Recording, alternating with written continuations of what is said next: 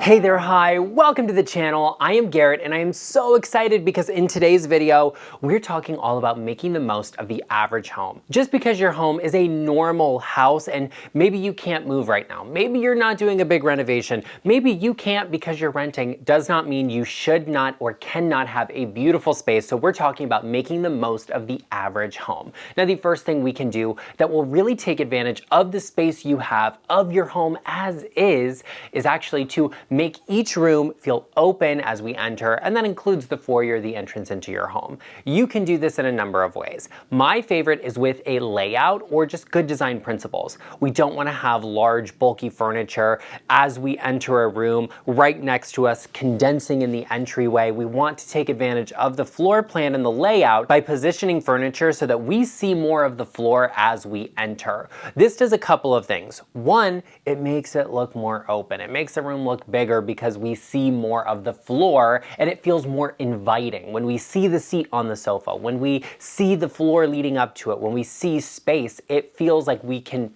be in that area. It doesn't feel cramped, dark, or condensed, crowded when we have that visual space available. And the next thing that does is it actually creates flow and pathways in the space. So we're easily defining the walkways and areas from one area to another. And I don't like when furniture is like all pushed to one side of the room because there's a pathway there. Sometimes that pathway cuts through the middle of a seating area. That's okay. We can play around with that. Maybe instead of having two accent chairs, we only have one to accommodate that. And if you're walking over like a rug, for example, let's make sure it's a rug that's either washable or a color that will disguise a lot of the wear and tear it gets.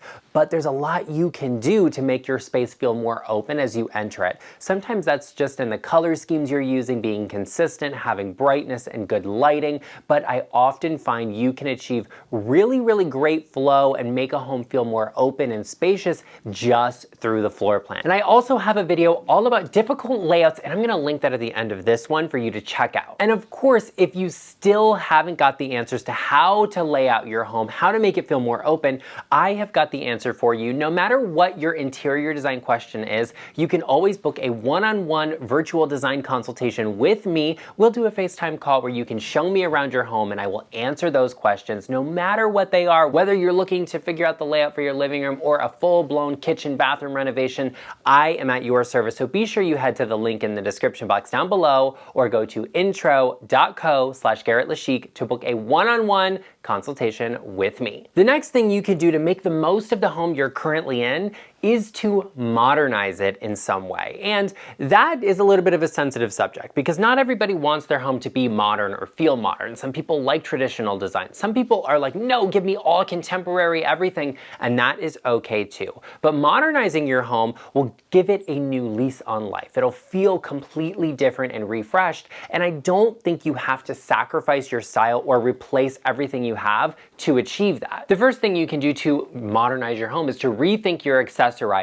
With traditional design, we tend to have a lot more heavier decoration, a lot more symmetrical decoration, and sometimes it's nice to play around with that and try something new, create balance using asymmetry. That can be really interesting, and you can also reduce the amount of things you're having on display at one time and modernizing in terms of the way you're accessorizing, not bringing anything new into the space. For example, your coffee table. I like something that has a little bit more space to it, a few less items on it, and a play on height. Instead of layering things really heavily, have a little bit of space in there, leave a coffee table book open and a great vase with flowers on it, maybe a candle, and you're good to go. That definitely feels a lot more modernized than having too much or heavier decor on your table. Something else you can do is actually look for oversized artwork. That's a great way to add a modernized feeling to a space without compromising the style of it, because artwork, there's so many different types out there. You can get something that's abstract, something that is impressionist or whatever. Just get it oversized. Something real big will always feel more modern, no matter what it is, the style of frame. Even you can play with an oversized mirror. Get like an antique and a gilt frame. that can be so beautiful, and styled correctly feels very modern.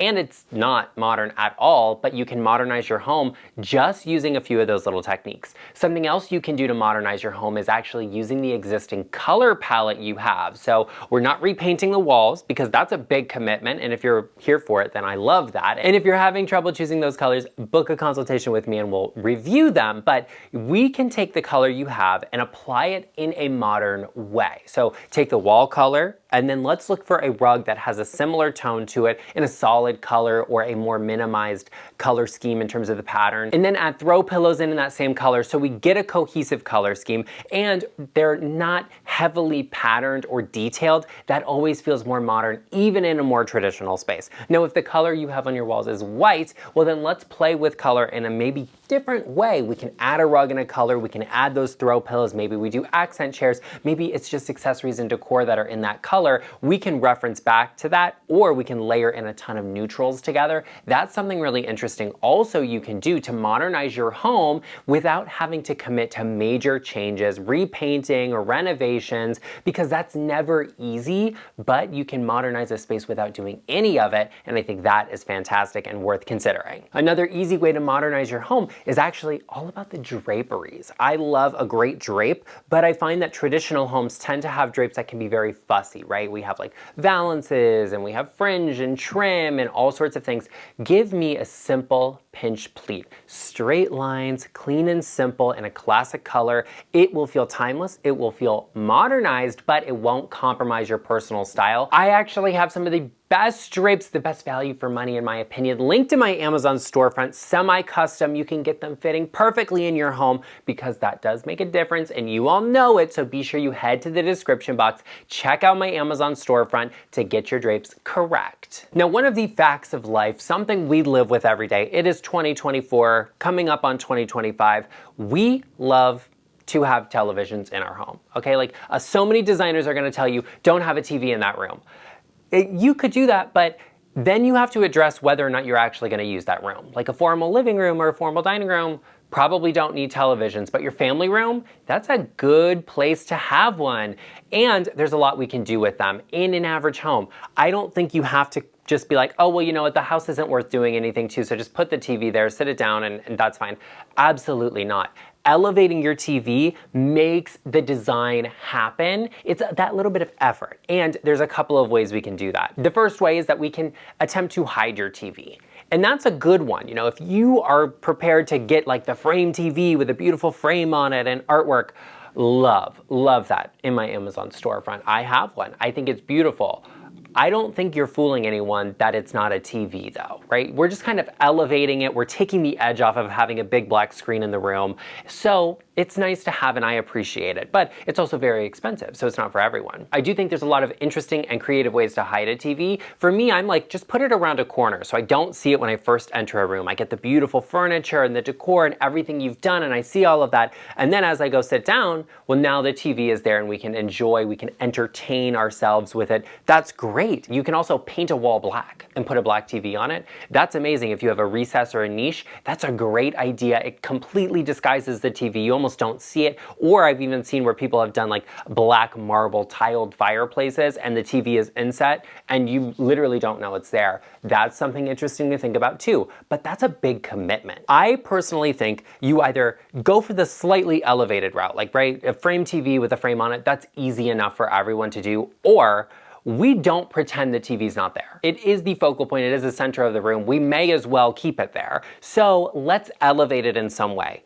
Mount it on the wall, okay? Have a contractor out to talk about hiding the cables behind the wall and you know, they can figure out where the studs are, have the TV hung. This is literally something that doesn't even take an hour to do, but it makes a huge design impact. We also wanna make sure it's placed appropriately. You don't hang a TV like it's artwork, okay? We don't want it to be too high. We wanna be able to sit here and see it without having to like crane our necks back because nobody looks good in this position, except for me. We want the TV to be placed appropriately and then we balance the scale of it out. out. So something very long and linear underneath it that will make the TV feel a little smaller than it is. And if you're hanging your TV above a fireplace, which in some homes is the answer, okay, I know people are like, you're a designer and you would do that? Yeah, I design real homes for my real clients who actually have to live in them, not some fairy tale thing that's gonna get posted on social media. So real homes have to really function, and sometimes you have to put a TV above a fireplace. Let's make the scale of it work and be appropriate for the space. And that's all I'll say about that. But your TV mounted on the wall, we can do something like add lamps on either side or sconces on the wall. I think that's wonderful. And then a linear cabinet underneath it that really balances out that scale. It needs to be longer than the TV is. And that's how you balance it out. That's how you create a good scale. And if you have a really long empty wall, that cabinet needs to be even longer. And then we add like sconces or lamps on either side of the TV to balance that out. And I think that's what really makes great design is effort, is just that little bit of thoughtfulness being put into the design. And that's what I'm always trying to share with you, these little tips, tricks, and hacks to elevate your home, because I genuinely think every home can be beautiful and have amazing design, which is why if you haven't already, you should take a moment and join us. Become a part of our LeChic family. We are on the journey to 100,000 subscribers, and we would love to have you as a part of our LeChic family. So hit that subscribe button, join us. I also would greatly appreciate it if every one of you watching right now would give this video a like. Something I find that the average home often has, because there's a number of reasons. It might be an older home that was renovated and, maybe the money wasn't put into it, or it's a builder home that the builder didn't bring a designer into, because sometimes, designers see things that architects don't, and we can make little changes that make a big difference, but you don't have that. So the issue is asymmetry, is not having balance within the space. And I think that's a great way to elevate a home, to make it feel designer, and to add scale and grandeur to it, no matter your style. And what do I mean by there's asymmetry in a home?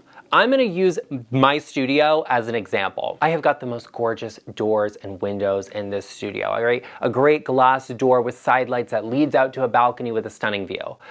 But it's off center in the room. It's literally like 3 feet to the left of the room, and then on the right, I have 3 feet of empty wall space.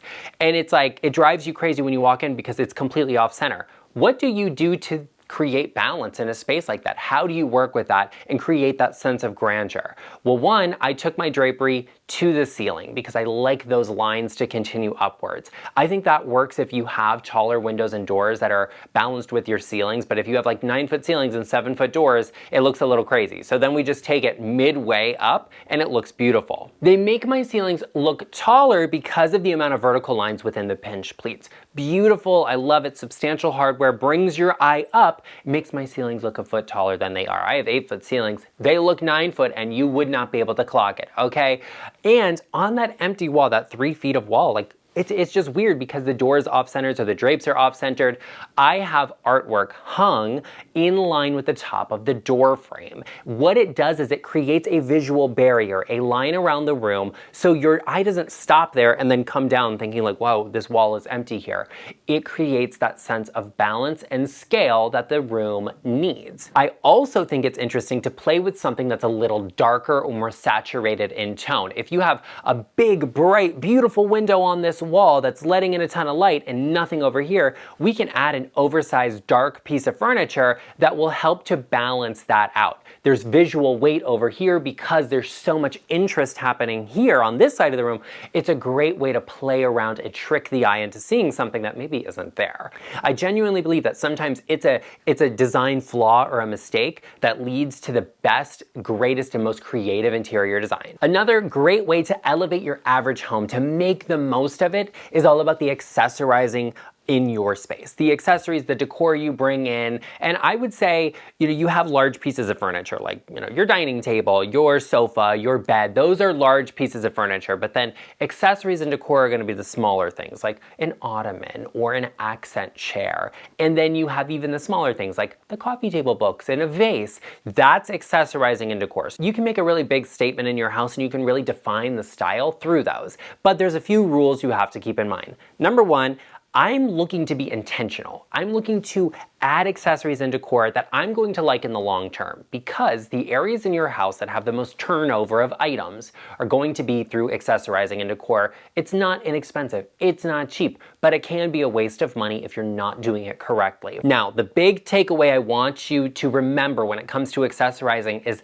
accessories are where you define your style. You can have any sort of furniture pieces, you can have any sort of architecturally styled home. You can be in a super traditional home, in an older home, in a craftsman home, in a contemporary home, any of them, doesn't matter. Your accessories are how you define your style. So if you're bringing in all modern accessories, your style will be modern. If you're bringing in all traditional or Victorian accessories, your style will feel Victorian. And that is okay.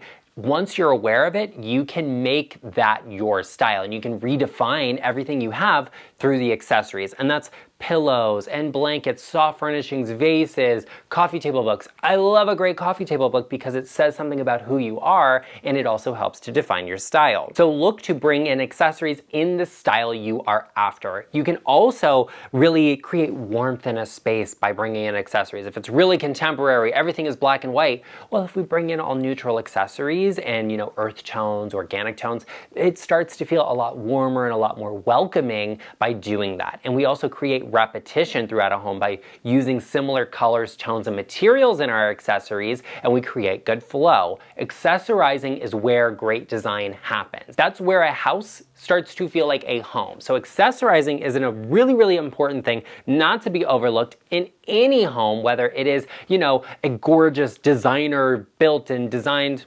Of course, it's designer designed. It doesn't matter the type of home. Accessorizing is where your style is defined. So be sure you're thinking about what does this say about your style when you are out shopping, when you are collecting, and when you are redecorating your home. Well, there you have it, everyone. I hope you took something away from this video. And if you're looking for a little bit more, be sure you check out this video right up here all about layouts for your home. Get it straightened out and get it together.